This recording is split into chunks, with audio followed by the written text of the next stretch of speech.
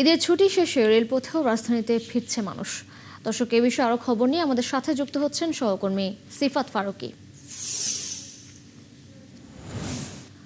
সিফাত, কমলাপুরে ঢাকায় ফেরা যাত্রীদের চাপ কেমন রয়েছে? যাত্রীরা এ নিয়ে কি বলছেন জানাবেন।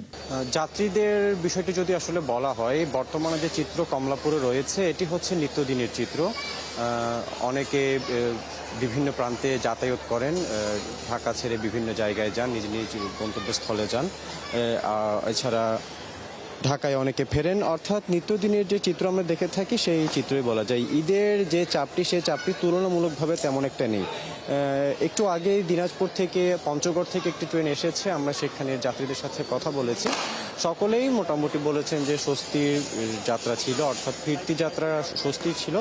তবে এখানে উল্লেখযোগ্য কয়েকটি বিষয় বলতে হবে, সেটি হচ্ছে অনেকে ব্যবস্থাপনাগত বিভিন্ন বিষয় নিয়ে কথা বলেছেন, অভিযোগ করেছেন যে ট্রেনে পাখা এবং এসি অনেক বগিতে ঠিক ছিল না। এছাড়া বিভিন্ন বগিতে অতিরিক্ত যাত্রী ছিল এবং অনেকে দাঁড়িয়ে দাঁড়িয়ে এসেছে এবং বেশ কয়েকজন যাত্রীদের মাঝে ঝগড়া হয়েছে সিটে বসা নিয়ে। এছাড়া আরও একটি উল্লেখযোগ্য বিষয়, এই যে যাত্রীদের মাঝে যে সমস্যাগুলো হচ্ছিল, ঠিক তখনই রেলওয়ে পুলিশ বা কর্তৃপক্ষ তেমন কোনো পদক্ষেপ নেয়নি বলে অনেক যাত্রী অভিযোগ করেছেন।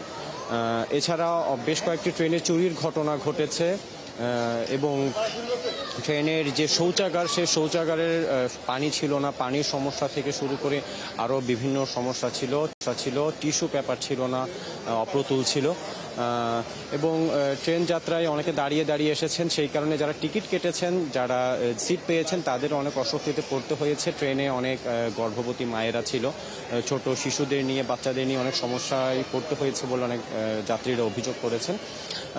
অনেকে বলেছেন যে প্রতি বছর ঈদযাত্রায় এই যে সমস্যাগুলো হয়ে থাকে, এই সমস্যাগুলোর বিষয়ে বারবার বলা হলেও তেমন কোনো উল্লেখযোগ্য পদক্ষেপ নেওয়া হয় না।